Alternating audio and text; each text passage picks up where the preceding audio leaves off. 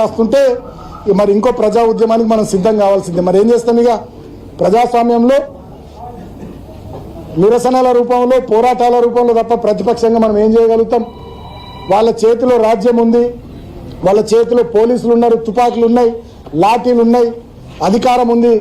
అక్కడ రేవంత్ రెడ్డి ఉన్నాడు నియంత, ఇక్కడ ఇంకా చోటా నియంత వివేక్ ఉన్నాడని చెప్పి పోలీసులు ఈ స్థాయిలో పెట్టేగిపోతే ఏం చేయాలి? ఇక ఈ అర్థం ఉందా? ఇక ఎన్నికలకేమైనా అర్థం ఉందా? నాకు అర్థం కాదు. ఇక ఎన్నికలు ఎందుకు మరి? ఇక మీరే డైరెక్ట్ నామినేట్ చేసుకుంటే కదా వివేక్ గారు, నువ్వే డైరెక్ట్ నామినేట్ చేసుకుంటే కాదు ఇక కౌన్సిలర్లను, సర్పంచ్లను, ఎంపీటీసీలను, జెడ్పీటీసీలను, అంతే కదా. ఇక చెన్నూరు నియోజకవర్గంలో కేతన్పల్లి మున్సిపాలిటీలో గింత కథ జరిగిన తర్వాత కూడా మళ్ళీ గీ ప్రయత్నాలు మీరు మొదలు పెట్టిర్రంటే ఇక మరి ఇక ఈ ప్రాంతంలో ఎన్నికలు ఎందుకు? ఇక నువ్వే నామినేట్ చేసుకుంటావు. ఓలే నువ్వు రేవంత్ రెడ్డి గారేమో రాష్ట్రంలో, నువ్వేమో మంచిర్యాల జిల్లాలో, చెన్నూరులో. ఇప్పటికైనా నేను ఇటువంటి పిచ్చి చర్యలు బంద్ చేసుకోవాలని పోలీసులను కోరుతున్నా. వాళ్ళ అధికార కాంగ్రెస్ పార్టీ, వాళ్ళు అధికారంలో ఉన్నారు, ఏం చేసినా చెల్తుంది అనేటటువంటి భ్రమలలో వాళ్ళు ఉన్నారు. వాళ్ళ చేతిలో మీరు పావులుగా మారి పోలీసులు మరి మీ స్థాయిని దిగజార్చుకొని పోలీస్ వ్యవస్థను భ్రష్టు పట్టిస్తూ పోలీసులు అంటే ప్రజలు అసహించుకునే కాడికి తీసుకొస్తున్నారు.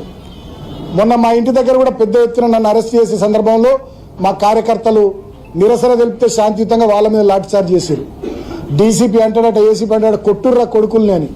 సరే కొట్టిర్రు, ఓకే, మంచిది, ఓకే, మీ టైం కొట్టిరు కదా, సరే మంచిది, సంతోషం. అదే రోజు 17వ రోజు కూడా మా కార్యకర్తలను కొట్టిర్రు, 18వ రోజు ఇక్కడ కొట్టిర్రు.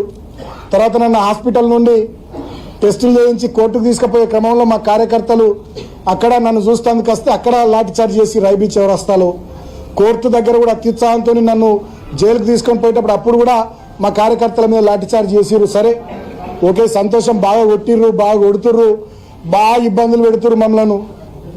సరే, I love you Vivek, I love you, I love you Vivek.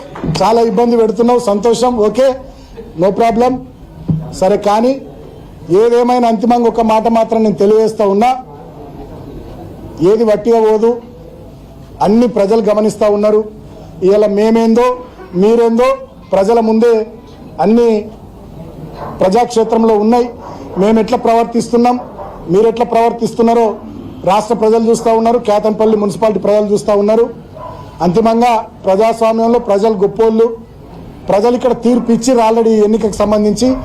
అయినా కూడా నువ్వు సైంధవుడిలాగా అడ్డం పడుతూ ఉన్నావు, దాన్ని కూడా గమనిస్తూ ఉన్నారు. డెఫినెట్గా రాబోయే రోజుల్లో సరే ప్రజలే మీ విషయంలో ఏం చేయాలో ప్రజలే ఆలోచిస్తారు. నేను మాత్రం అంతిమంగా జిల్లా అధికారులను కోరుతా ఉన్నా, రాష్ట్ర ఎన్నికల కమిషన్ కోరుతా ఉన్నా, పారదర్శకంగా